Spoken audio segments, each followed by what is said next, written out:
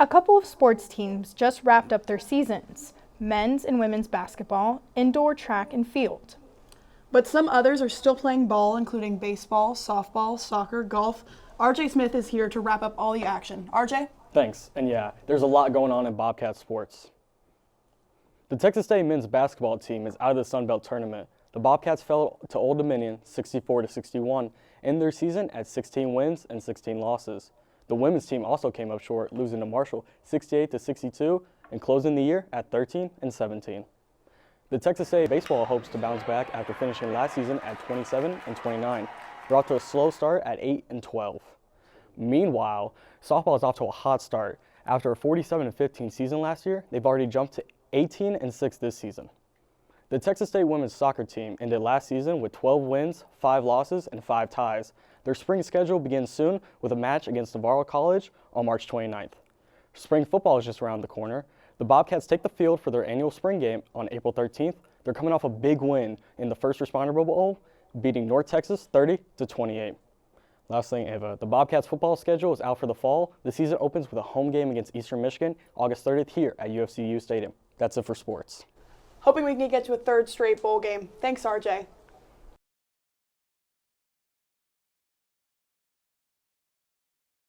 Texas State has had issues reaching the housing needs of students on campus, especially since we set the enrollment record 4 years in a row. But a couple of big new dorms are on the way. When those open over the next couple of years, the university will have over 10,000 beds on campus. Back in 2019, Texas State University broke ground on Alameda and Cibolo Hall as part of its ongoing effort to expand student housing. Fast forward to August of 2024, and the 7-story resident hall is officially open. Providing more than 1,000 new beds for students, the dorms also feature upgraded utilities and a kitchen space where students could cook their own meals. I spoke with freshman Bryce Sanders on how the new dorms are bringing students together. It still definitely has brought like a good little impact for like a lot of people. I still see people out there, like some people like play guitar and stuff, so it's pretty cool out there. Yeah, it definitely is a big community for sure over here than I've seen in other dorms. Right next door, progress continues with Hilltop Housing Phase 2, the project replacing the former Arnold and Smith halls. Demolition has been completed and construction is scheduled to begin on July of 2025. The new facility is expected to open its doors in June of 2027. I also sat down with Kamena Kuar, a desk assistant at Cibolo Hall, to learn how ongoing construction and recent changes have impacted her and the fellow residents. So like deconstructing that building took a lot of time, and there was a lot of noise of deconstructing the building. We spoke with the Assistant Vice President for Facilities, Dan Costello, to learn more about the new building developments. Yeah, so it would be buildings and probably some green courtyard type areas, and then trying to create a really good pathway for those students to get into the, to the campus interior. And the expansion doesn't stop there. Castro Hall is set to open in fall of 2025, adding over 900 more beds to the housing system. For Bobcat Update, I'm RJ Smith.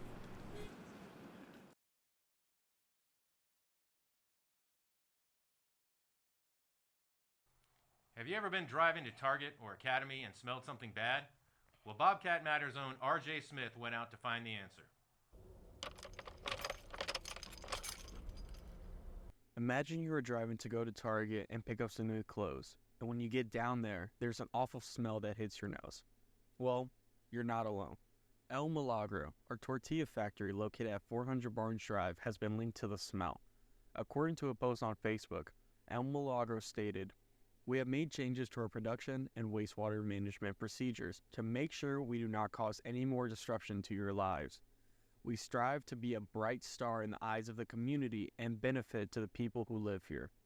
And we are doing all that we can to try and improve our procedures to help the odor elimination." That post was in 2021. It is 2024 and people can still smell it.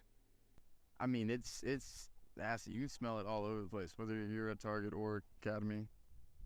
I mean, I would assume the people that kind of live in that area, because there's like apartment buildings and stuff over there. According to the San Marcos Daily Record, the Texas Commission on Environmental Quality is also investigating complaints made about the odor. The city said that it is making its analytical data available to TCEQ to aid their investigation. I mean, yeah, them not doing anything about it, especially if it was something that affected a lot of people, like the rank smell. Well, for now, the stink has not changed, but hopefully one day it will. For Bobcat Matters, I am RJ Smith.